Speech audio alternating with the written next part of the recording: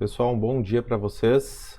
O objetivo dessa videoaula, então, é a gente falar sobre um assunto bem legal, que é o assunto da recursividade, uma forma alternativa de se fazer o processo de repetição em linguagens de programação.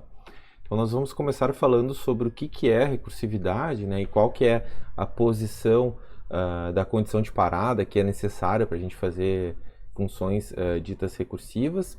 Depois nós vamos falar sobre o funcionamento, como é que ela funciona, o que está acontecendo por trás, digamos assim, do compilador ali na hora que a gente implementa uma função recursiva.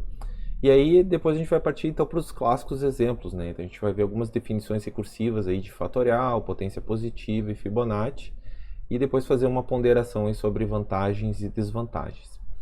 Depois que a gente vê esse assunto principal aí, que é a parte de recursividade, nós vamos então fazer um contraponto entre linguagens imperativas e linguagens funcionais, onde a recursividade tem um papel bastante legal nisso aí, que diferencia, digamos assim, essas duas classes de linguagens de programação.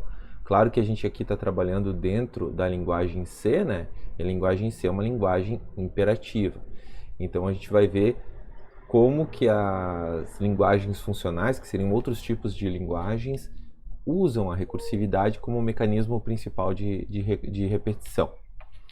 E aí a gente vai terminar com alguns exercícios que serão propostos, que são esses três aqui que aparecem no slide, que é contagem, dois exemplos de contagem, dois exercícios de contagem, um de busca binária. Busca binária que inclusive a gente já fez, né, usando laços de repetição.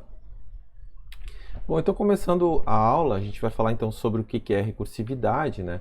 Eu deixo o link aqui para vocês com mais detalhes a respeito desse assunto, mas assim, a grosso modo, a recursividade é o processo que a gente usa para se repetir, né, fazer repetição de código, né? Então, até esse momento na nossa disciplina, a gente utilizou laços de repetição para se fazer isso, né? A gente usou o laço for, o laço while, o laço do while. A recursividade também é uma forma de se fazer repetição, só que é uma forma que a gente não vai ter ali estruturado, digamos assim, o código como a gente tem no laço for, né? Então, na prática, a recursividade vai aparecer então em funções, quando a gente fala de recursividade na linguagem C, a gente está dizendo que são funções recursivas, né? E essas funções, essa função, no caso, que é uma função recursiva, ela vai fazer o processo de repetição. Então, a ideia geral, digamos assim, parcial, né, é ter uma função como essa que está implementada aqui. Eu estou usando a função f, onde no corpo dessa função, como vocês podem ver, eu tenho a chamada para ela mesma.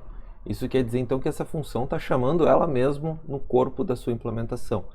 Então, esse programa aqui, se a gente for pensar, ele tem um problema porque se eu tiver uma função principal que chama f, f nunca mais vai terminar.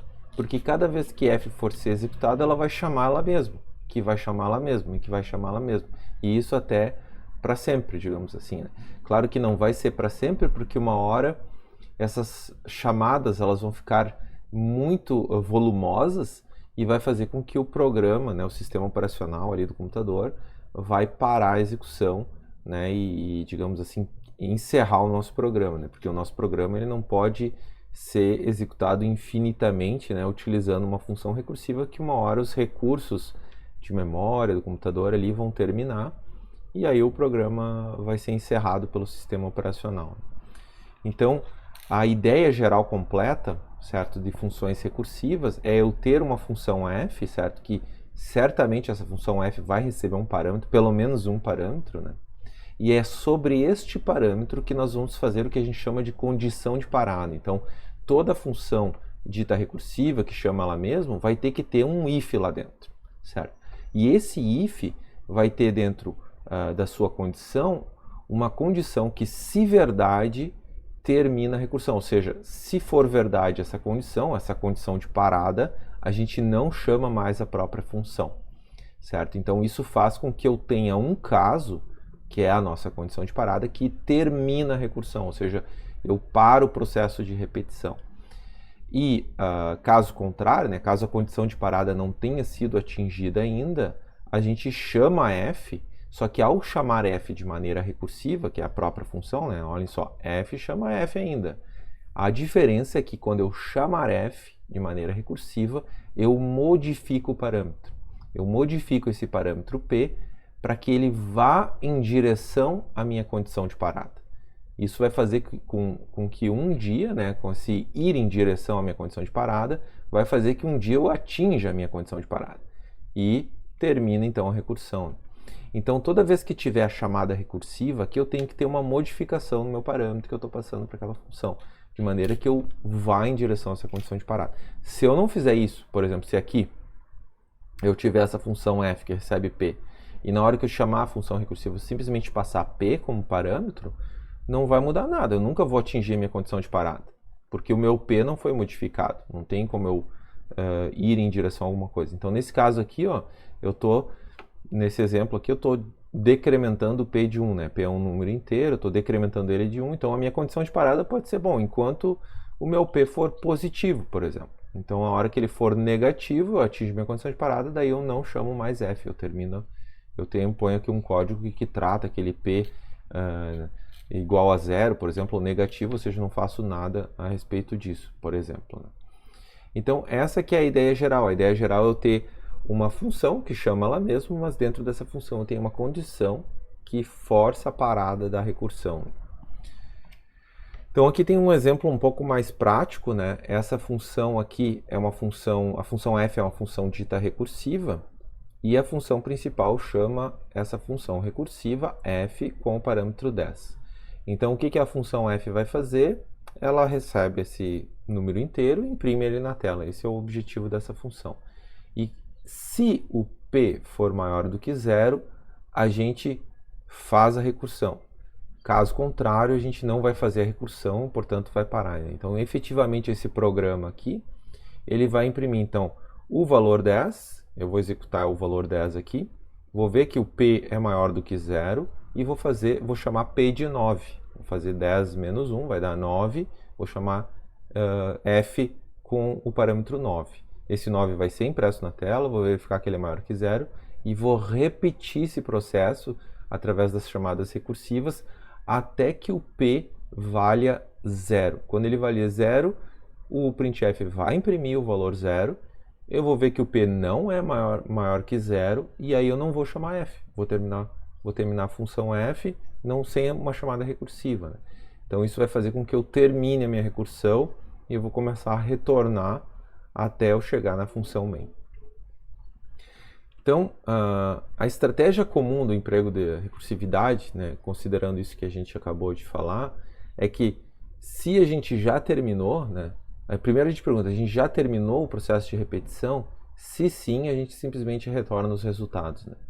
E se a gente não tiver essa condição de parada, como eu acabei de falar, né, a recursão ela seria infinita, ficaria para sempre. Imaginem esse programa aqui, se eu não tivesse essa condição aqui, ó, meu programa ficaria para sempre executando f, cada vez chamando f de novo, né? Então, isso faria com que o programa não terminasse, né? Então, eu preciso ter uma condição de parada. Então, para ir em direção à condição de parada, eu preciso simplificar o problema. Quando eu digo aqui simplificar o problema, eu estou falando em modificar os parâmetros, né? Torná-los, digamos assim, para que eles tenham e vão em direção à condição de parada. Então, eu posso fazer com que o problema fique mais simples. Então, nesse nosso exemplo anterior aqui, vamos dizer que o problema era de tamanho 10, certo? E aí, na hora que a gente fez a recursão, a gente diminuiu o tamanho do problema. A gente está diminuindo e fazendo ele ficar cada vez menor, até chegar uma hora que ele não existe mais. Aí, quando ele não existe mais, eu paro a minha recursão, certo? Então, essa é a ideia. A ideia é que a gente tem, então, uma condição de parada. É a principal ideia por trás da recursão. Então, para ilustrar como é que funciona o processo de recursão, eu quero só lembrar aqui para nós, eu vou passar aqui para o nosso quadro, como é que funcionam as chamadas de função, né? Então, lá na nossa aula sobre chamadas de função, já faz um certo tempo que a gente viu, né? Foi naquela semana onde a gente falou sobre subprogramas. Foi logo depois aí acredito que logo depois da nossa prova, né? Então, se eu for fazer um desenho aqui de como é que funciona o nosso programa, certo? Aqui está a pilha de chamada de funções, né? Isso a gente já trabalhou, certo? E quando o nosso programa começa a executar, certo? Nós temos aqui a função principal, né? E a função principal vai ter as suas variáveis locais, elas estarão alocadas aqui. Eu até posso supor aqui, por exemplo, que tem duas variáveis locais na função main. Quando o main chama uma função, vamos supor que main chama a função printf. Então lá no código vai ter um printf. Então, quando ela chamar a função printf, vai ser criado um novo registro de ativação aqui para a função printf, certo? E a função printf vai ter suas variáveis locais. A gente não sabe, mas talvez lá dentro do código dela tenha as suas variáveis locais. Printf é posta em execução, então ela começa a executar, ela faz o que ela tem que fazer, imprime eventualmente a mensagem que a gente passou como parâmetro na tela, e quando a função printf terminar, ela vai retornar para a função main. Então, esse registro de ativação vai deixar de existir, certo? E a gente vai voltar a executar a função main depois da chamada printf. Aí a função main continua, eventualmente se a função main chamar alguma outra função, essa outra função, vamos supor que uma função m, por exemplo. A gente vai de novo empilhar o registro de ativação dessa função m, certo? Que vai ter lá suas variáveis locais, vamos supor a e b. Aí m vai ter que fazer o que tem que fazer, certo? Lá no código, e quando ela terminar, quando ela atingir o return, ela vai deixar de existir, certo? E o código e o valor de retorno vai ser retornado para a função main, que vai fazer o que tem que fazer depois da função m. Então, por que eu estou relembrando isso aqui para nós? Para a gente ver justamente essa ideia, então, de como que funciona a recursão, certo? Com essa ideia de pilha implícita, certo? Então, a recursão a gente vai fazer, então, através dessa pilha, né? O processo de repetição, onde cada elemento da pilha vai ser o que a gente chama de chamada de função, que seria o nosso registro de ativação, né? E cada vez que a gente chamar a função recursiva, a gente vai ter uma nova versão das variáveis locais, já que a gente está com uma nova versão, digamos assim, da função. Então, eu vou voltar aqui para o nosso exemplo anterior, que é esse aqui, ó, a nossa função f está sendo chamada agora com o valor 5, certo? Então, nós vamos agora passar aqui para o nosso quadro para a gente fazer uma simulação da execução dessa função recursiva aqui, com uma variável local, que é o parâmetro, que é esse p, certo? Dentro da nossa ideia daquela pilha ali. Então, eu vou voltar aqui para o nosso quadro. Então, a gente tem código aqui do lado, certo? Onde nós temos, então, eu vou apagar aqui essa pilha que a gente tem. Deixa eu só apagar aqui. Então, a gente vai ter, então, de novo uma pilha. Eu vou fazer ela um pouco mais para baixo aqui, porque talvez a nossa pilha vai ficar mais profunda agora, vai ficar maior, digamos assim. Então, vou começar aqui embaixo, certo? Então, a gente vai ter ali, como vocês podem ver, a função main. A função main, ela não tem nenhuma variável local, então ela não tem nada aqui, certo? Aqui está a base da pilha. E aí a função main vai chamar f de 5. Então a gente vai ter aqui um registro de ativação para a função f, e aquele valor 5 vai ser utilizado para se inicializar o valor de p, que é uma variável local, né? Ela é um argumento da função f, mas ela não deixa de ser uma variável local da função f. Então, esse p vai receber o valor 5. Aí agora a função f vai começar a executar, né? Então a gente vai ver lá, então, if p maior que 0, bom, p local aqui, ele é maior do que 0, então o que a gente vai fazer? A gente vai chamar f de novo. Quando a gente chamar f de novo, a gente vai criar, então, um novo registro de ativação, certo? Para a função f, só que agora o argumento que a gente está passando é p menos 1. O valor de p da nossa f, que foi chamada pela função main, valia 5. Então, a gente vai passar o valor 4. Então, a variável local dessa função f aqui, que já é a segunda recursão, vai ser o valor 4. Aí, de novo, a gente vai verificar o mesmo código, a função é a mesma, né? Então, é uma função recursiva, é o mesmo código, né? Então, eu vou executar de novo lá. If p maior do que 0, o p vale 4, sim, maior do que 0. Então, eu vou chamar f de novo. Então, eu vou chamar f de novo. Então, essa função f aqui agora o valor vai ser p igual a 3. Vou repetir o código, p maior do que 0, vou chamar f de novo, certo? Com agora o p igual a 2, depois f de novo com p igual a 1. E aí depois eu vou chamar f de novo, só que agora eu vou chamar a função f com p igual a 0. E aí agora que vai acontecer, digamos assim, os retornos das funções, porque eu cheguei na função f com o valor p igual a zero, e aí agora eu vou verificar, p é maior do que zero? Daí não, não é maior do que zero. Aí nesse caso, como vocês podem ver aqui no código, olha só, quando eu chego aqui na função f e o p é igual a zero, eu não tenho nada para executar. Essa condição, que é a minha condição, de certa forma, de parada, né? Ou de continuidade da recursão, né? Então isso aqui vai ser falso, é como se eu atingisse um critério de parada. Então eu não vou executar nada, podem ver que não tem nada para executar. Então quer dizer que a função f vai terminar. Até agora nenhuma das funções f que a gente chamou terminou. Essa aqui vai ser a primeira. E quando ela terminar, bom, a gente simplesmente, eu volto aqui para o nosso desenho, a gente simplesmente retorna essa função. A função f é uma função void, então ela não vai retornar nada. Mas o que vai acontecer? Eu vou desempilhar a função f, certo? E aí o que eu vou fazer? Eu vou voltar a execução para quando eu chamei f de p igual a 1. Só que daí essa função terminou, eu volto aqui para os slides só para ilustrar isso. Então quer dizer que essa função, essa chamada de função retornou, e aí o que faz depois disso? Bom, termina esse if e termina a função. Quando termina a função, eu vou fazer o quê? Eu vou desempilhar f de p igual a 1. E esse processo de desempilhar é toda vez que termina a função f. Então, como eu tive várias chamadas para f, eu vou desempilhar f com p igual a 2, vai terminar a função f p igual a 3 também, vai terminar f p igual a 4, e aí vai terminar a função f quando eu chamei com p igual a 5, que é a função f que a main chamou. Quando ela terminar, eu volto para a minha função main, e aí o meu programa termina porque atingiu o return 0. Então, o processo de função recursiva, como a gente acabou de ver, é um processo que vai usar essa pilha, certo? Essa pilha vai estar implícita. Então, eu vou fazer várias chamadas para f de maneira recursiva, vou empilhando as chamadas de f umas sobre as outras, e quando eu atinjo o meu critério de parada, que vai ser, digamos assim, o máximo de profundidade, o maior tamanho da pilha que eu vou ter implícita, eu começo a desempilhar, né, os registros de ativação, voltando até a função que chamou a função recursiva, que nesse nosso exemplo aqui foi a função main. Então esse processo ele pode ser, digamos assim,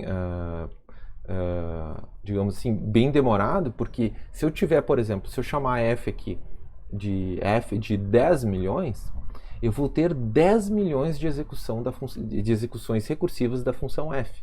Porque cada vez que eu chamo f, eu decremento esse 10 milhões de 1, então eu vou decrementar 10 milhões de vezes. Então vai fazer com que a minha pilha tenha 10 milhões de chamadas a f. E isso é um espaço que tem que ficar guardado em algum lugar, e vai ficar guardado na memória, né? Então, é possível que com 10 milhões até funcione, mas se eu fizer com, sei lá, com um número muito, muito grande, talvez não caiba toda essa pilha na memória. E aí o sistema operacional vai matar o meu programa, vai terminar o meu programa. Então, é por causa disso que eu tenho que ter cuidado quando eu faço funções recursivas, para que a minha pilha não cresça de maneira muito grande, porque se ela crescer muito, muito grande, o meu programa vai terminar. Aí você pergunta assim, mas por que nesse exemplo, né? Olha só, por que nesse exemplo eu estou usando, tipo assim, eu estou fazendo uma repetição, né? Eu estou chamando f de 5, depois estou chamando f de 4, depois f de 3, f de 2, f de 1 até f de 0. Então o que a gente está vendo aqui, na realidade, é como se fosse um decremento. Aí vocês vão pensar assim, por que não fazer um for com p de p igual a 5 até p, com a condição p maior que 0 e fazendo p menos menos, ou seja, fazendo um decremento. Então, assim, o que a gente está vendo aqui é como se fosse um for, certo? Só que com uma função recursiva. Aí você pensa, pô, mas qual é a diferença? A diferença é esses dois universos que a gente vai falar logo em seguida aí sobre essa questão imperativa e funcional. Então a gente já vai falar mais sobre isso, eu vou voltar aqui para os slides para a gente dar andamento aqui na ordem. Então, tem vários exemplos, na realidade, que assim, a gente pode se perguntar, pô, por que eu vou fazer uma definição recursiva? Mas vocês lembram, né, quando a gente implementou o fatorial, a gente implementou através de um for, né? Mas a gente pode ter uma definição recursiva, porque olhem só, a definição matemática de fatorial, né, é assim, se for o fatorial de 0, o valor é 1. Então, assim, o fatorial de 0 não depende de nada, ele é 1, por definição. Então, isso aqui é como se fosse o nosso critério de parada. Agora, se a gente, para qualquer outro número positivo, o nosso fatorial desse número positivo vai ser o próprio número vezes o fatorial de n-1. Percebam bem a definição recursiva da definição fatorial, certo? Porque para que eu calcular o fatorial de n, eu vou precisar do fatorial de n-1. Então eu chamo recursivamente a própria função fatorial. Então acaba acontecendo que, bom, funções recursivas são como laços de repetição, só que de vez em quando implementar uma função recursiva é muito mais legível do que implementar um laço fora. É muito mais natural eu ter uma definição recursiva do que uma implementação com laços de repetição tradicionais, né?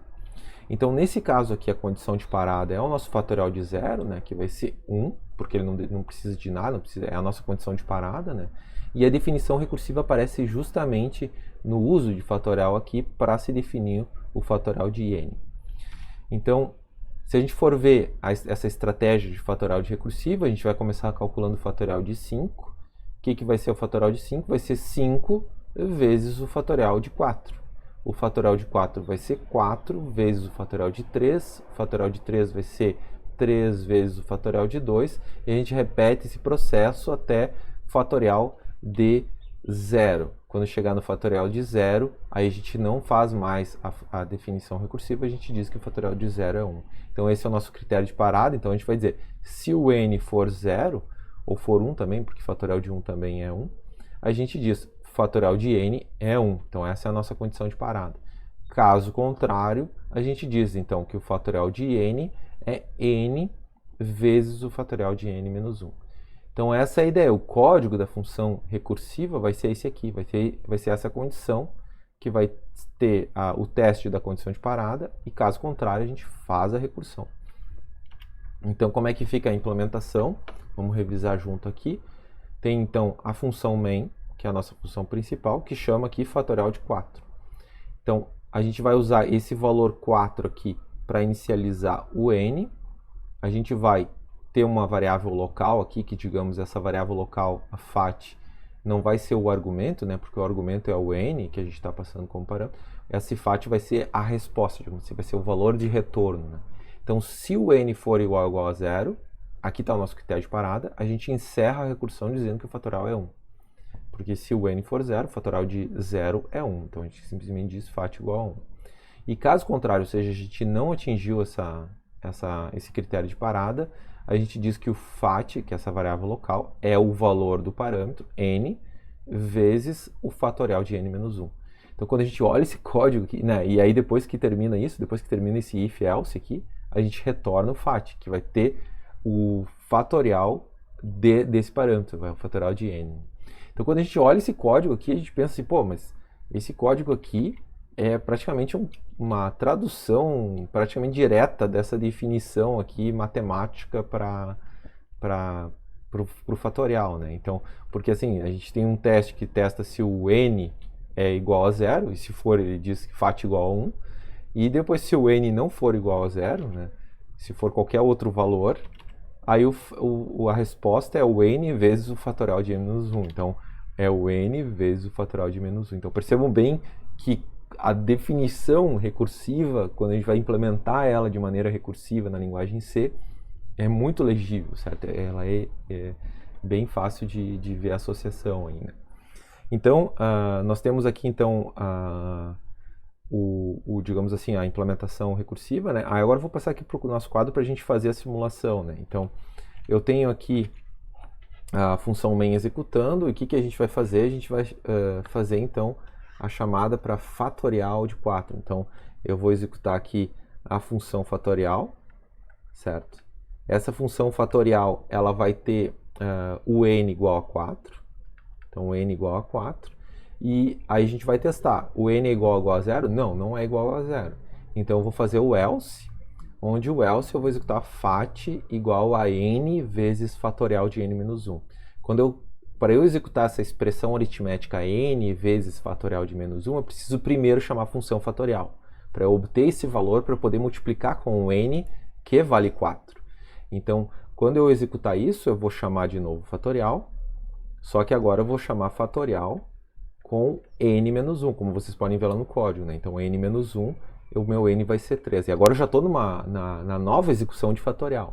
Vou testar de novo o n, ele não é 0, então eu vou de novo ter que fazer aquela multiplicação n vezes fatorial. Como eu não tenho o valor de fatorial ainda, eu vou ter que chamar a função de novo.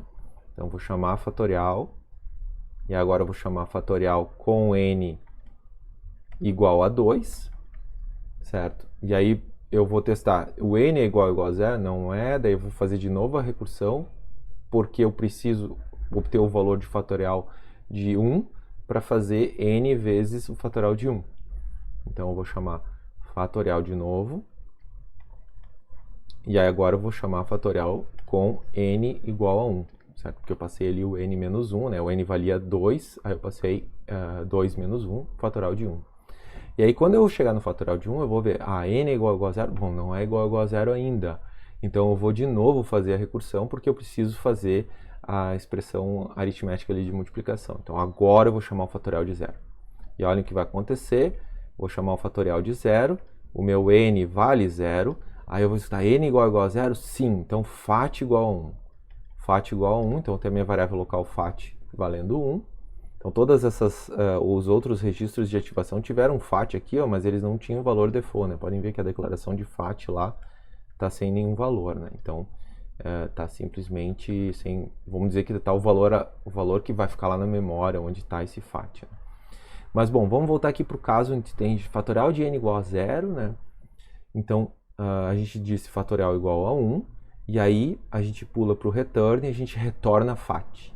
Retorna esse 1 aqui. Quando acontecer, então, a nossa chamada recursiva da fatorial anterior vai valer esse valor 1, porque esse valor de retorno ele vai ser colocado aqui na chamada de fatorial de n menos 1. Então, o que a gente vai ter? Então, a gente vai, esse valor de retorno vai ser guardado em um lugar, né, para a gente obter na chamada que chamou isso aqui. A gente vai destruir esse registro de ativação, porque a gente vai voltar à execução para a chamada anterior, que era fatorial de n igual a 1. E aí a gente vai fazer a multiplicação. Vai calcular o 1, que é esse n aqui, ó, vezes o fatorial de n menos 1, que a gente acabou de ver que era 1. Então a gente multiplica 1 vezes 1 e calcula então que esse fat aqui também é 1. E aí essa a expressão aritmética termina, a gente define o valor de fat, e aí agora a gente vai retornar o valor de fat, que vale 1 ainda, né? Então, a gente termina essa chamada, certo? A gente tem que lembrar, né? Fat igual a 1, certo? E aí a gente volta para a chamada anterior, que era o fat de n igual a 2. E aí agora, como a gente retornou a função recursiva, nesse ponto aqui a gente tem, em vez de fatorial n menos 1, a gente tem agora o valor 1. Então, esse valor 1 vai ser multiplicado com n, que é 2, então o fat vai receber o valor 2, e aí a função vai terminar. Quando ela terminar, a gente sabe que esse fatorial de n igual a 2 é 2, e portanto, então, a gente vai poder fazer a multiplicação desse n, que é 3, podem ver aqui na nossa pilha, com o fatorial de n menos 1, que a gente acabou de calcular, que é 2. Então, a gente vai calcular essa multiplicação e a gente vai calcular fat igual a 6. Aí essa função aqui termina, certo? E aí a gente lembra, né, que fat é igual a 6, isso fica na pilha registrado em um local, aqui eu estou apagando só para fins pedagógicos, mas vocês lembram que esse fat igual a 6 fica em algum lugar na pilha, para que a função que chamou fatorial de 3 possa obter esse valor 6, né?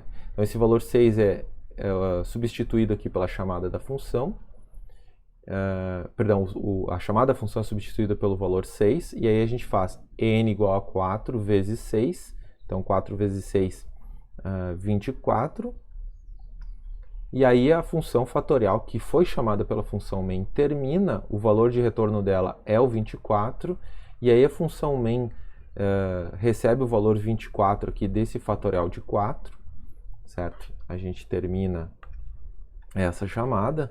O fatorial de n igual a 4 é 24, e aí agora acontece imediatamente o empilhamento da função printf, que recebe como parâmetro aquela string ali com o %d, e como segundo parâmetro o valor 24. A função printf vai imprimir esse 24 na tela, vai terminar, e aí a função main vai poder terminar também, porque a gente acabou de chegar então no return zero, a função main termina, e aí o meu programa terminou.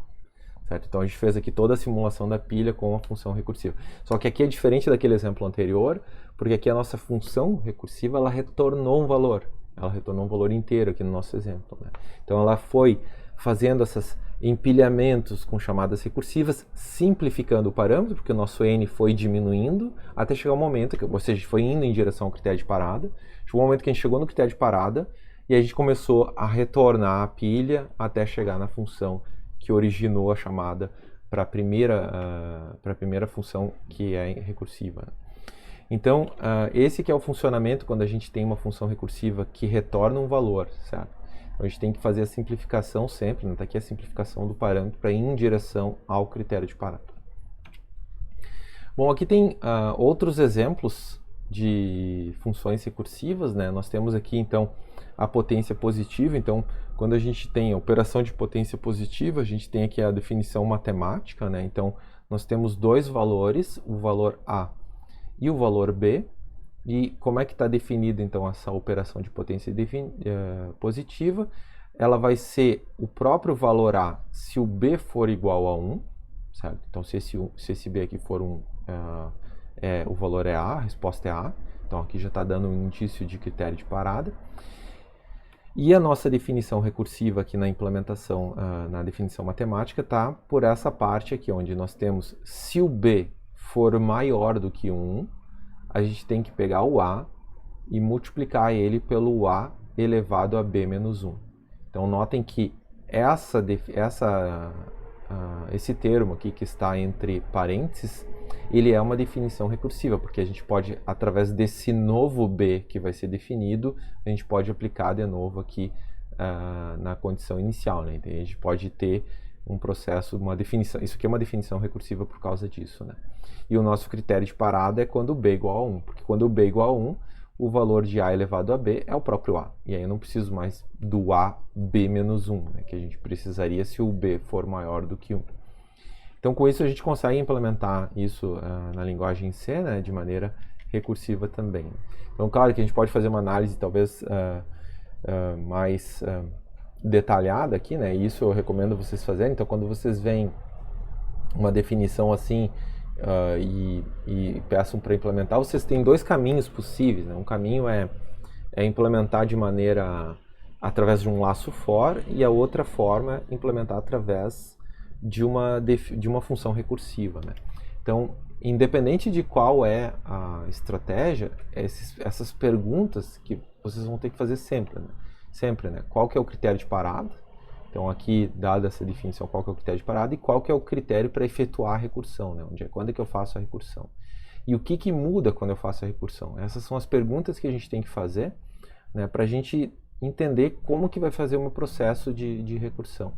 Então, por que eu digo que isso também é necessário para se a gente fosse implementar com laços tradicionais, né, sem funções recursivas? É porque a gente precisa também saber o critério de parada, né? Porque isso vai ser a nossa condição do laço, né?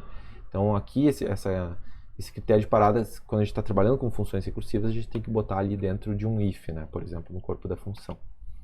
Então, o protótipo da função, como é que ele vai ser, né? Tendo em vista que a gente tem dois valores, o valor A e o valor B, a gente vai ter, então, dois parâmetros. É um pouco diferente aí do que a gente tinha visto antes do fatorial, né? Sendo que um desses parâmetros, percebam bem, ó, ele não muda. O valor A, ó, é sempre o mesmo, tá vendo? Já o valor B vai ser quem a gente vai mudar. Então, quando a gente for fazer a chamada recursiva, a gente vai ter que decrementar o B. É o fato de decrementar o B que nos faz ir em direção ao critério de parada. Porque o nosso critério de parada é quando o B atinge o valor 1, certo? E bom, aqui está o nome da função pot. E por que ela retorna um inteiro? Ela retorna um inteiro porque, notem que a gente precisa que ela retorne um inteiro, porque aqui na hora da chamada recursiva, ela faz parte de uma expressão aritmética de multiplicação, então ela precisa retornar um valor, né? Esse valor aqui, no caso, a gente está definindo aqui para valores inteiros, né? A gente está trabalhando com potências, então a gente precisa retornar um valor inteiro. Então, como é que vai ficar a implementação dessa potência positiva? Então, nós vamos ter aqui o protótipo agora implementado, né? Então, se o B for igual a 1, está aqui nosso critério de parada, eu simplesmente retorno o valor A. que é a definição que eu tenho aqui, ó. O a elevado a b, se o b é 1, o valor de a elevado a b é a. Então, o a elevado a b é o que eu estou perguntando aqui com os parâmetros, né? Eu quero levar esse a esse b. Então, se o b valer 1, o valor dela é a.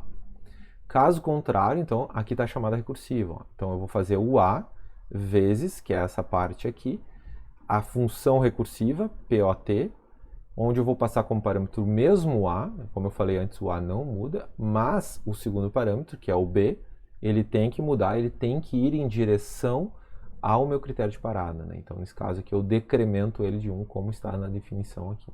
Então, decrementando ele de 1, vai fazer com que eu caminhe em direção a isso aqui ser verdade um dia. Né? Não importa o tamanho positivo que eu passar aqui. Né? Então, agora a gente pode, acho que, fazer uma simulação de novo aqui, acho que vai ser... Já que a gente está trabalhando com 2 parâmetros aqui, isso aqui é um pouquinho diferente do que a gente viu antes. Né? Então, vamos passar aqui para o nosso quadro de novo, para fazer a simulação. Então, a função main começa, ela não tem nenhuma variável local, então a gente vai fazer como antes aqui. Função main começa, e aí essa função main, ela chama POT com 2 e 3. Né? Então, quando eu chamar POT com 2 e 3, aí está aqui POT, o A vai valer 2 e o B vai valer 3. Então, quando isso acontecer, a gente vai testar, o B vale 1? Daí não, né? Então, a gente vai cair no else e vai fazer a multiplicação desse 2 vezes a chamada recursiva. Então, POT A de B menos 1. A gente não tem esse valor ainda, então a gente precisa chamar POT de novo. Então, a gente chama POT de novo, só que agora o A tem o mesmo valor, mas o B, a gente decrementa ele de 1. Então, o B vai valer 2. De novo, a gente faz a pergunta, agora a gente começa a executar essa nova versão, digamos assim, né, de POT, com novas variáveis locais aqui. Né? Então, o B, ele não vale 1, então a gente não atinge o critério de parada, e então cai no else de novo, onde a gente vai querer multiplicar o valor 2 pelo POT de A com B menos 1. Essa chamada recursiva, a gente não tem o valor dela ainda, então a gente chama ela de novo. POT com o mesmo A, que foi o parâmetro que a gente passou, a gente não modificou o valor de A, mas o B a gente modifica, a gente passa o valor 1. E aí agora vem a parte interessante, porque agora a gente atingiu, né? Quando começar a executar a função POT com esses parâmetros aqui, a função POT vai atingir o critério de parada, porque B vale 1. Então, B vale 1, a gente retorna o valor de A, que é esse 2 aqui. Então, eu vou salvar aqui, A igual a 2. E quando a gente... Perdão, o valor de A ele vale 2, mas o valor de retorno é 2.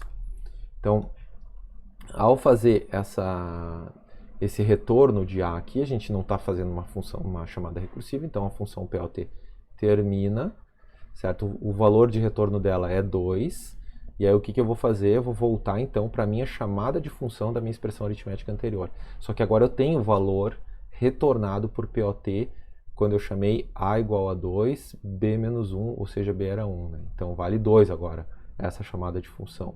Então agora eu posso fazer o valor de A, que é 2, como vocês podem ver aqui na pilha, vezes o valor de retorno da função POT, que é 2. Então essa multiplicação vai me gerar o valor 4, e esse valor 4 vai ser o valor que vai ser o valor de retorno dessa chamada de função aqui. Aí, como ela acabou de terminar, porque ela acabou de executar o return, ela termina, e o valor de retorno dela é 4, eu volto para POT, que foi chamada pela função main, e aí aqui agora eu posso fazer a multiplicação, né? Então, porque esse A agora ele é o 2, e o POT de A, B menos 1, ou seja, POT de A que valia 2 e B menos 1 que valia 2, é 4. Então, essa chamada de função que vocês estão vendo aqui, ela vale 4 e eu posso fazer multiplicação por esse 2 aqui. Então, eu faço essa multiplicação, eu obtenho o valor 8, que vai ser o valor de retorno dessa chamada de função, que acabou de terminar. E aí, agora eu volto para a função main, e como vocês podem ver aqui na função main, esse POT chamado dentro do parâmetro do printf tem o valor 8 agora. E aí eu chamo o printf, como eu fiz antes, né? Chamo o printf, passando como parâmetro a string e o valor 8. 8 é impresso na tela, a função printf termina, O 8 já foi impresso na tela, a função main termina e o meu programa termina. Então, de novo, aqui a gente fez toda a simulação, né, para ilustrar para vocês como esses dois parâmetros se combinam com os valores de retorno de cada uma das funções recursivas de POT, das chamadas recursivas de POT. Bom, dando prosseguimento, certo? A gente tem aqui agora um exercício que a gente vai implementar de certa forma junto, né? Onde o objetivo é fazer um programa contendo uma função que calcula a soma dos n elementos inteiros de um vetor. Então a gente vai ter um vetor, certo? E ali a gente vai ter n elementos, esse vetor vai ter um determinado tamanho, né? Que vai ser n, e esse vetor vai ter vai ser um vetor de inteiros que vai ter valores ali dentro. Pode ser valores fixos ou aleatórios, não importa. E a gente tem que fazer então uma função que soma esses valores, mas é uma função recursiva. Certo? A gente poderia fazer um laço, concordo com vocês, bastaria um acumulador, faço um laço do índice i até o índice n, eu vou acumulando os valores do vetor no meu acumulador e lá no final faço printf do meu acumulador, acabou. Mas bom, aqui a gente está na aula sobre funções recursivas, então vamos exercitar a ideia de fazer essa repetição do meu vetor de maneira recursiva, certo? Vamos fazer a soma, né, dos elementos desse vetor de maneira, através de uma função recursiva. Então qual que é a ideia por trás? A ideia é que a gente vai ter então uma função soma, certo? Que vai ser a função recursiva, então soma vai chamar soma de novo, e nós temos um vetor v aqui. Então, antes de a gente entrar na implementação propriamente dita, né, aqui a gente vai ter que ter a chamada de soma, aqui provavelmente, né, porque soma ela vai retornar a soma de um vetor passado como parâmetro. Então, aqui a gente vai ter que ter um vetor. Agora, a gente está falando um pouco já da estratégia de implementação. Então, soma, quando a gente for passar para o printf, a gente vai passar esse v aqui, que é um vetor. Aqui foi definido de maneira estática, né, mas a gente poderia ter um vetor com um tamanho fixo aqui também maior, também estático, mas maior, né? E depois a geração de números aleatórios, positivos, poderia ser também. Mas aqui só para ilustrar a ideia, então a gente parte com esse vetor. Então se a gente passar para o nosso quadro aqui, para a gente ver como é que fica, então a gente vai ter esse vetor na minha memória, né? Alocado, ele vai estar dentro da minha função main, então eu vou fazer aqui a representação da função main um pouco maior aqui, só para a gente ilustrar a função main com o vetor. Então, tá aqui a função main, e nós temos um vetor ali que tem o valor 3, 6, 20, deixa eu só ver melhor, 20 e 35. Então, 20, 35.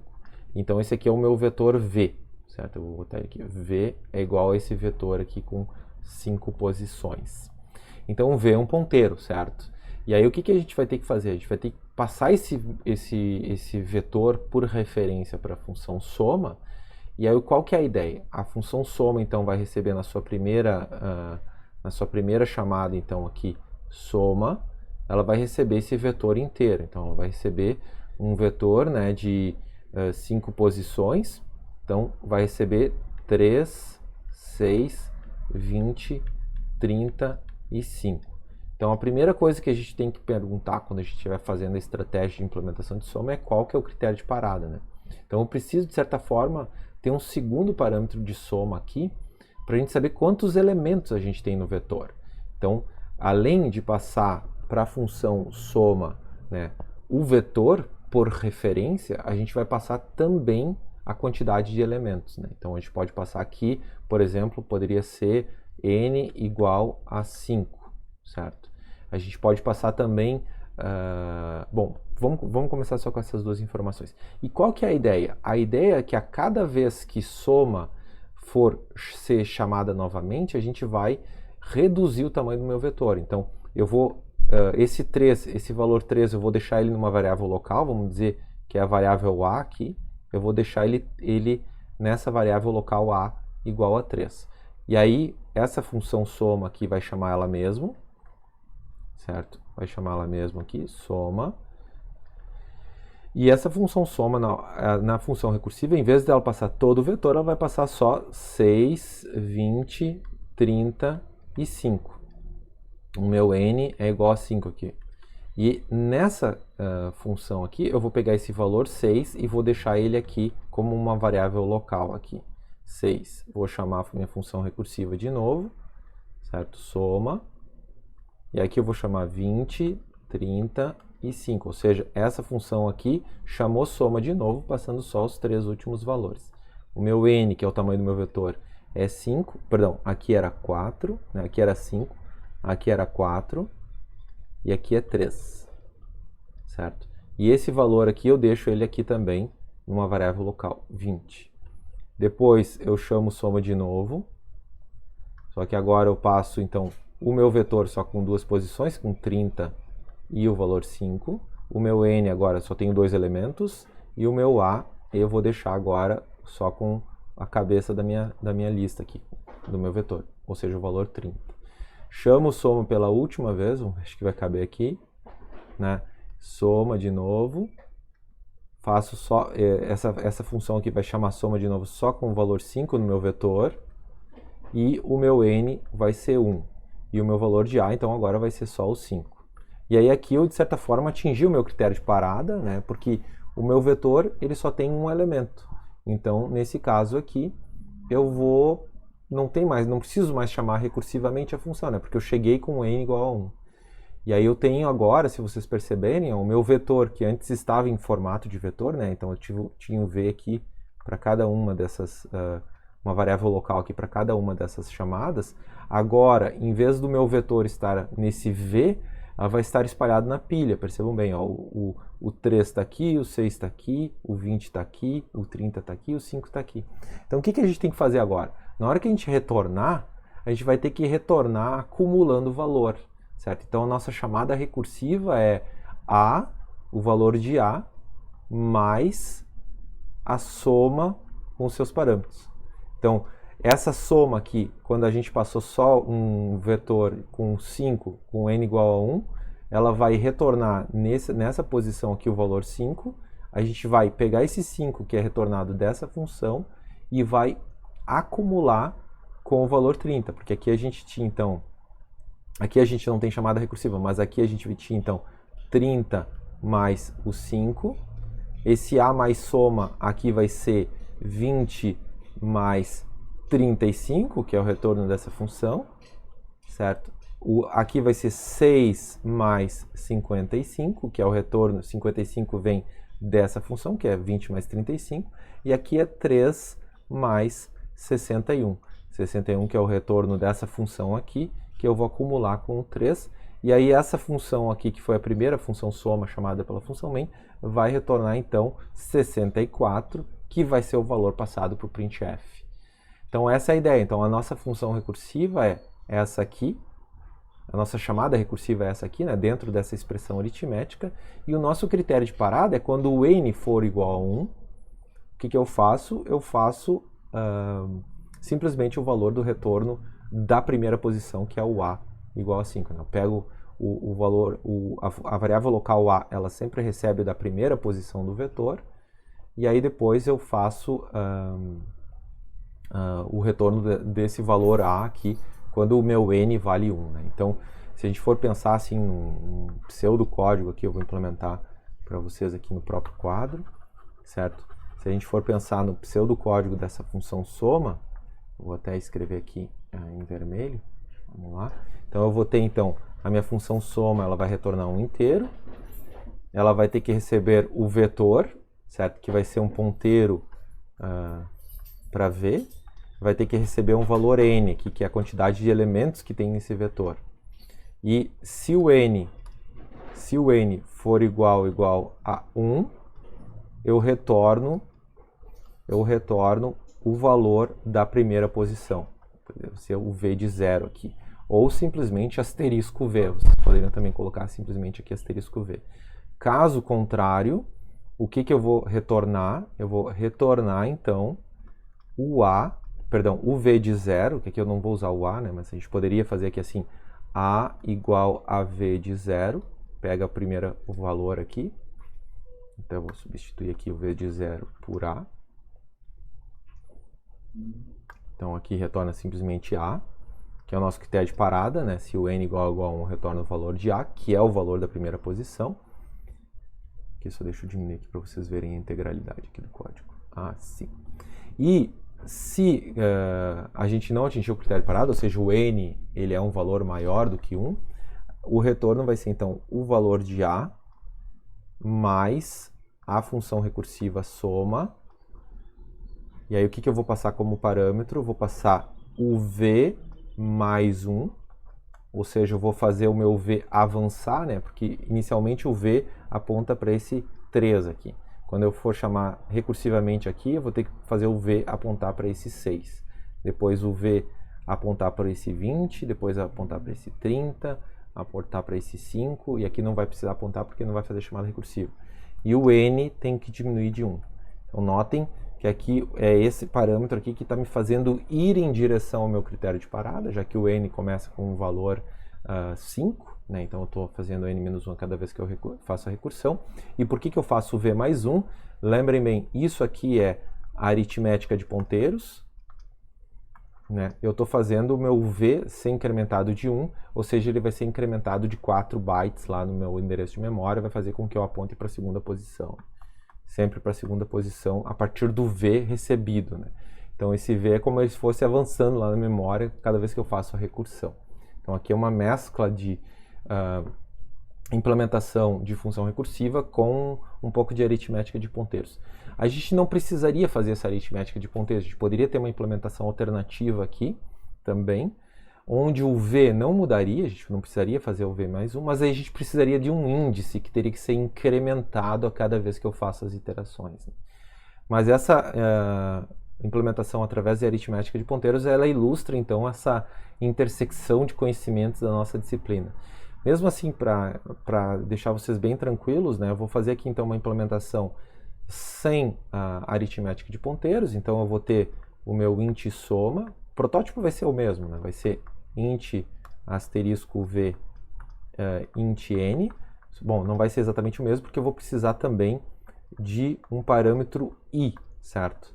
Então, quando abre chaves, quando a minha função main for chamar soma pela primeira vez, ele vai passar v, que é o próprio v da função main, n vai passar 5, que são 5 elementos, e o i vai ser 0. Então, aqui dentro eu vou pegar, então, a minha variável a vai ser o v de i agora, certo? Em vez de v de 0. E aí o que eu vou fazer? Eu vou fazer se o meu if n for igual a 1, eu simplesmente retorno o valor de a. Caso contrário, else, eu retorno então o valor de a mais soma. Aí agora eu não encosto no v, o v continua sendo o mesmo, sempre apontando para o início do vetor lá da função main. O meu n tem que diminuir para eu ir em direção ao meu critério de parada e o meu i tem que aumentar, já que eu vou tratar do segundo parâmetro, né? Então essa é uma implementação aqui sem aritmética de ponteiros. O meu v sempre vai ser o mesmo v, apontando sempre para o início da função v, mas aí eu uso o i aqui para fazer, de certa forma, aí, o acesso aos outros elementos do vetor.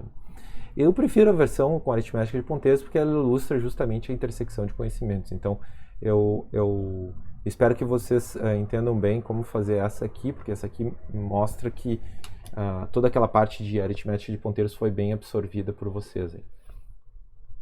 Mas as duas versões são tranquilamente aceitáveis aí, né? Não tem nenhum tipo de problema. Vocês poderiam até ter outras versões, né? Só para a gente fazer aqui um brainstorm, uma tempestade de ideias. A gente poderia começar do final, né? A gente poderia, porque notem que aqui a gente foi deixando na pilha os valores do início ao fim do nosso vetor, mas a gente poderia fazer ao contrário, a gente poderia começar pelo final, deixar o 5 aqui, depois deixar o 30, depois deixar o 20, depois deixar o 6 e depois pegar o 3. E depois no retorno da função a gente voltar acumulando, né?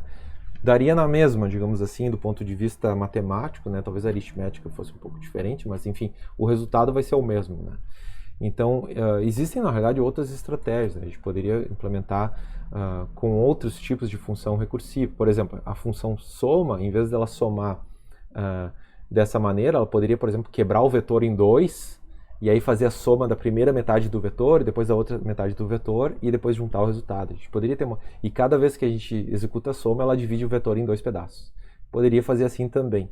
Na realidade, tem inúmeras implementações possíveis, né? A criatividade de vocês é o limite. Até eu encorajo vocês a ir atrás de pensar, né, sobre esse problema aqui da soma, né, esse aqui, do exercício da soma, de diferentes maneiras, né, tipo assim, tentar imaginar quais possíveis versões possíveis que eu poderia fazer recursivamente, né, a soma desses valores aqui. Bom, voltando agora para os slides, então, a gente tem outros exemplos bem legais aí que a implementação recursiva ela é bem natural, né? A gente já falou sobre a série de Fibonacci nessa nossa disciplina, quando a gente estava falando sobre laços, né? E aí agora quando a gente vem falar de funções recursivas, como funções recursivas também se propõem a fazer repetições, né? A gente pode de novo falar desse assunto, né? Então a série de Fibonacci, só para lembrar vocês, aqui está a série, né, de números, é uma série de números inteiros positivos. Então ela basicamente começa na série, tem dois valores 1, esse é o início da série. E o que diz Fibonacci? Diz que um determinado valor, diferente das duas primeiras posições, os próximos valores vão ser sempre a soma dos dois valores anteriores. Então aqui a gente soma 1 mais 1, dá 2. Depois a gente soma 1 mais 2 dá 3, soma 2 mais 3 dá 5, e assim indefinidamente até o infinito, né? Então, se a gente for pensar matematicamente, Fibonacci da primeira posição é 1, Fibonacci da segunda posição também é 1, e o Fibonacci de n, para qualquer n maior do que 2, ou seja, maior do que a posição 2, da terceira posição em diante, vai ser o Fibonacci de n-1, mais o Fibonacci de n-2. Notem aqui a função recursiva dupla. Para eu implementar Fib de n, se o n for maior do que 2, eu vou chamar então Fib de n-1, eu vou obter um valor, vou somar esse valor com o resultado de Fib n-2. Então eu tenho a minha chamada recursiva aqui, né? Então por que aparece, só para lembrar aqui um pouco de cultura geral, por que aparece aqui a foto dessa margarida? Acredito que seja uma margarida aqui. Porque a série de Fibonacci ela inspira vários processos na natureza, né?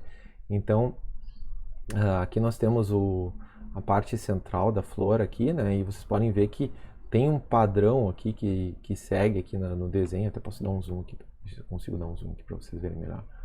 Essa foto está de boa qualidade, olha só. Então tem um padrão aqui, olha só, parece que tem tipo umas espirais aqui, ó, tá vendo? E depois de um determinado tempo aqui, ó, depois de um determinado raio aqui, certo? A gente muda o padrão, certo? E depois muda o padrão de novo.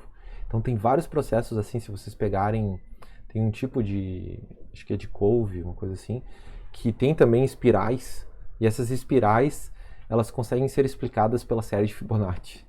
Certo? Aí eles vão perguntar por quê, né? Bom, a natureza é cheia de surpresas, né? Então, isso é uma das coisas bem interessantes, né? Que essa série de Fibonacci aqui, essa sequência, né? Ela dita vários processos, né? Então, a soma de dois anteriores, a gente define o próximo, digamos assim.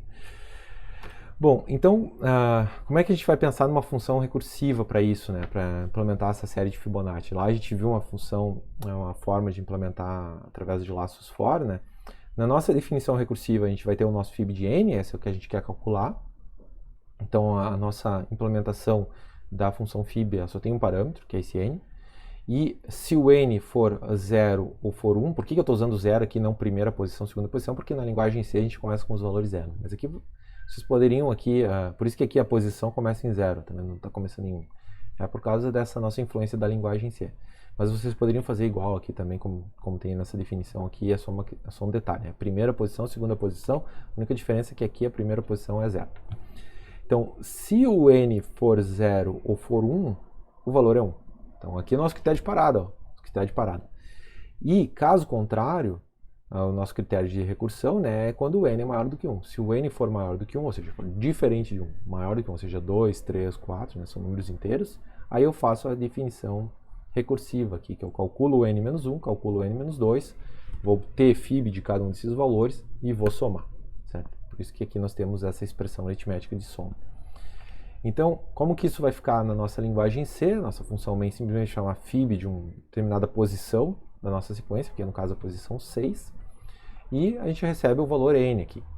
Eu não vou fazer a implementação aqui porque a função recursiva, notem que ela vai empilhar duas vezes aqui, né? Mas enfim, só para a gente entender o código, então. Se o n for 0 ou o n for 1, a gente retorna 1. Aqui tem if, else if, mas a gente poderia ter um ou aqui. n igual a 0 ou n igual a 1, o valor é 1. Então aqui, se o n for igual a 0, retorna 1, se o n for igual a 1, retorna 1, e caso contrário, aqui a gente cai no critério de recursão, aí a gente tem a recursão dupla. Então primeiro a gente vai avaliar toda essa chamada de função. Notem que essa chamada de função aqui, ela é uma chamada para fib, ou seja, ela é recursiva ela também, né? Então vai fazer toda a verificação, e se o n for suficientemente grande, maior do que 1, a gente vai chamar recursivamente. Então a gente vai primeiro avaliar toda essa árvore aqui de recursão, a pilha vai crescer enormemente aqui, né? E quando a gente avaliar toda essa pilha aqui, a gente vai chamar fib de n-2. E aí vai ter toda a pilha crescendo de novo, né? E isso através dessa definição de fib.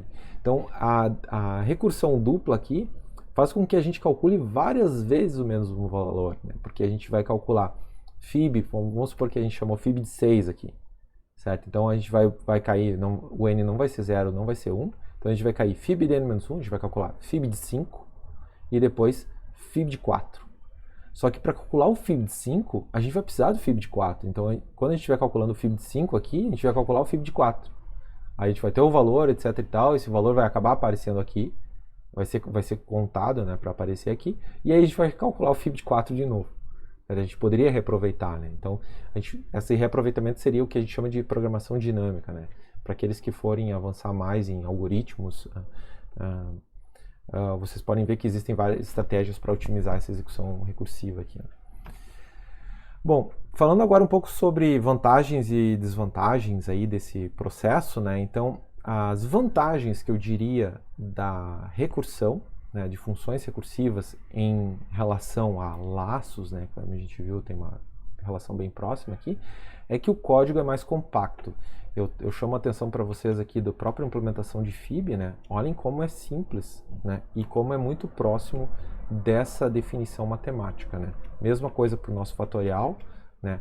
Aqui tem a potência, vamos pegar a potência como exemplo. Olha, a definição ela é bem concisa, e uma vez que a gente entendeu esse conceito da pilha e como é que a gente faz as chamadas recursivas, que a gente ilustrou várias vezes aqui, a gente consegue ver quão próximo isso é da nossa definição matemática, né? Mesma coisa para o fatorial. O fatorial aqui nós temos a implementação de fatorial, aqui está a definição e a nossa implementação de fatorial bem próxima, né? Então a vantagem que eu vejo em relação a uma implementação com laços fora, eu chamo vocês, eu peço que vocês comparem os códigos, né? Por exemplo, fatorial a gente tem as duas implementações. Então comparem para ver o que é mais legível, digamos assim. A implementação recursiva, ela é em geral muito mais legível, né? Então ela é muito conveniente para estruturas recursivas, para formulações recursivas, definições recursivas, como os exemplos que a gente viu. O código é muito mais fácil de ler e eu tenho uma enorme vantagem que se eu estou trazendo um problema da matemática, né, que esse problema ali é recursivo, eu implemento aqui de recursivo de maneira bem imediata, né? Claro que tem desvantagens também. A principal desvantagem é maior ocupação de memória. Em relação a essa questão da maior ocupação de memória, eu peço para vocês fazerem um experimento. Vocês peguem a implementação fatorial com laços, que a gente viu faz já um certo tempo, e executem, certo? Para ver quanto espaço vai, digamos assim, quanto de memória vai ocupar. Na realidade, quando a gente estiver executando com um laço, a nossa ocupação de memória vai ser estável, porque a gente vai estar com algumas funções, umas variáveis locais ali no nosso laço, né? E a gente vai executar aquilo ali de maneira bem rápida, digamos assim, né? E sem ocupar muita memória. Já na implementação recursiva, a gente vai ter uma pilha, essa pilha vai crescer enormemente, e cada vez que a gente for executar a recursão, a gente vai ocupar mais memória. Então a gente acaba ocupando mais memória na implementação recursiva. E a gente tem um maior tempo de processamento, porque toda vez a gente vai ter que fazer uma chamada de função, certo? Essa chamada de função, quando comparada com uma implementação por laços for tradicional, ela é um custo maior, ela está ali, né? Ainda que o custo de uma chamada de função por si só seja muito pequeno, né? Mas se vocês fizerem milhões de vezes esse custo muito pequeno, o custo acaba aparecendo, um custo que não existia, né? Ele não existia na implementação por laços for. Bom, fazendo agora uma reflexão, né, como a gente viu lá no nosso sumário, né, entre esses dois universos, então as linguagens imperativas, a linguagem C, ela é principalmente uma linguagem imperativa, né? A repetição é obtida por laços, né? Toda vez que a gente quer fazer repetição de processo, como a gente viu aqui, quero fazer uma soma de vetor, eu estou repetindo, né? Fazendo uma acumulação, então eu estou fazendo uma repetição. Essa repetição é muito mais natural em linguagens imperativas de se fazer por laços, certo? Com for, while, do while. Então os comandos, eles são ordens de execução nas linguagens imperativas, mas a gente tem um outro universo, que são as linguagens funcionais. Nas linguagens funcionais, a repetição ela é obtida por recursão porque os laços em geral são não muito naturais. Eles, em algumas linguagens nem tem laço for. Não tem laço while, não tem laço do while. A única forma que eu tenho de se fazer repetição é através da recursão. Certo? Então essas outras linguagens que são funcionais puras, digamos assim, elas não têm laços for. Daí você pensa, pô, mas como que pode ter uma linguagem de programação sem laços, né? Mas é porque os laços, eles são equivalentes a funções recursivas. Então eu posso ter a mesma funcionalidade se eu pensar de maneira recursiva, certo? Então toda vez que eu quero fazer a repetição, é aquela ideia, né? Qual que é o meu critério de parada? Toda vez que eu faço a recursão, tem que simplificar o meu problema, então eu vou diminuindo ele de tamanho. Esse é o espírito que tem. Então o pessoal que programa em linguagens funcionais, não é o nosso caso aqui da nossa disciplina, né? Mas tem pessoas que aprendem a programar em funcional. Então eles nem aprendem laços for, nem aprendem laços while, porque a repetição é feita através da recursão. Eu diria assim, que as duas coisas têm vantagens e desvantagens, né? Eu diria que a implementação através de linguagens funcionais, ela é bastante elegante, porque como eu não tenho laço for, toda vez que eu vou ter que simplificar o meu problema, certo? Na hora que eu for fazer a minha recursão. Por outro lado, as linguagens funcionais têm um problema de elas serem mais lentas, né? Pelo fato de eu justamente fazer essa recursão, né?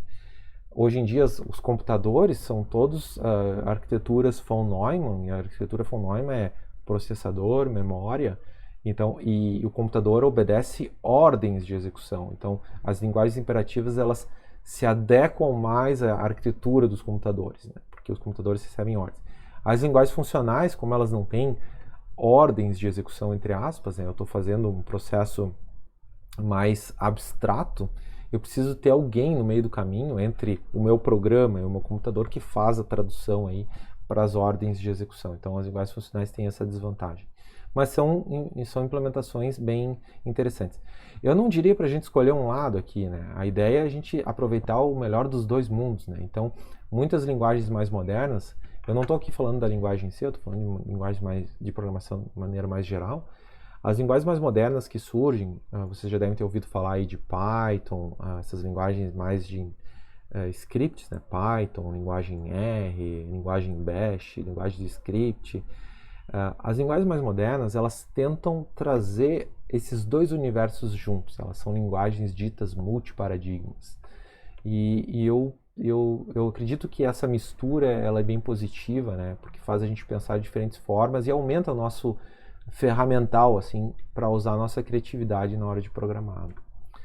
Bom, dito isso, então, tem alguns outros exemplos com recursividade aqui.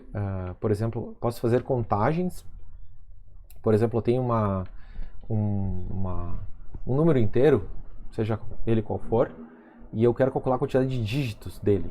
Então, esse é um processo, é uma repetição, né? Cada vez que eu for fazer a repetição, como é que eu vou fazer? Eu vou dividir esse número por 10, por exemplo. Estou usando base 10, né? Então eu divido ele por 10 e aí eu sei que eu conto um dígito, né? Na hora que eu divido por 10, eu conto um dígito. Eu vou fazendo isso até eu ter zero, certo? Então com isso, com a quantidade de vezes que eu fiz essa recursão, ou essa repetição, como vocês quiserem, eu conto um dígito. Então essa é uma forma de se ter recursividade. Então a gente pode ter uma função que recebe o número inteiro e o que faz?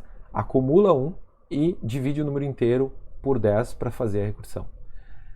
Outro exemplo é a quantidade de caracteres em uma string. Então uma string, vocês lembram bem, né? É uma sequência de caracteres terminados por /0. Então o que a gente pode fazer? A gente pode usar a aritmética de ponteiros de novo, fazer um ponteiro que vai andando da minha string. Toda vez que eu faço a recursão, eu faço mais 1 nesse ponteiro, até eu chegar no /0. E depois, na hora de retornar, eu venho retornando 1, porque eu sei que a cada recursão eu avancei um caractere, né? Então eu consigo contar a quantidade de caracteres que tem numa string. E o último exemplo é a busca binária recursiva em um arranjo ordenado. Vocês lembram que vocês implementaram a busca binária através de laços for, né? Foi um exemplo que a gente falou lá sobre ordenamento através do algoritmo da bolha lá. Então aqui vocês podem fazer uma busca binária. Naquele exemplo lá tinha busca binária, né? Que eu tinha já um vetor ordenado, e aí eu olhava, em vez de olhar elemento por elemento até o final, eu olhava para o meio do vetor. Aí eu olhava para o meio do vetor e eu verificava se o valor que eu estou procurando é maior ou menor do que aquele meio, e aí eu repetia o processo. Então esse processo eu posso fazer também através de uma função recursiva. A função recursiva ela recebe todo o vetor, ela verifica se o elemento que eu estou procurando está no meio. Se não está no meio, eu verifico se o vetor que está o valor que está no meio do vetor é maior ou menor do que o meu valor que eu estou procurando, e aí eu faço a recursão para a parte do vetor correta, né? Então, e aí depois o processo repete exatamente do mesmo jeito, né? Então eu posso fazer também uma busca binária recursiva. Então isso eu deixo como exercício para vocês. Então implementar essas três funções recursivas aí para vocês exercitarem essa ideia aí de recursividade, que eu encorajo vocês a incorporarem bem no hall digamos assim, de coisas que a gente tem aí para programar e para construir algoritmos, certo, pessoal? Eu vou terminando esse vídeo por aqui, então. Eu deixo um abraço para vocês e até uma próxima. Tchau, tchau.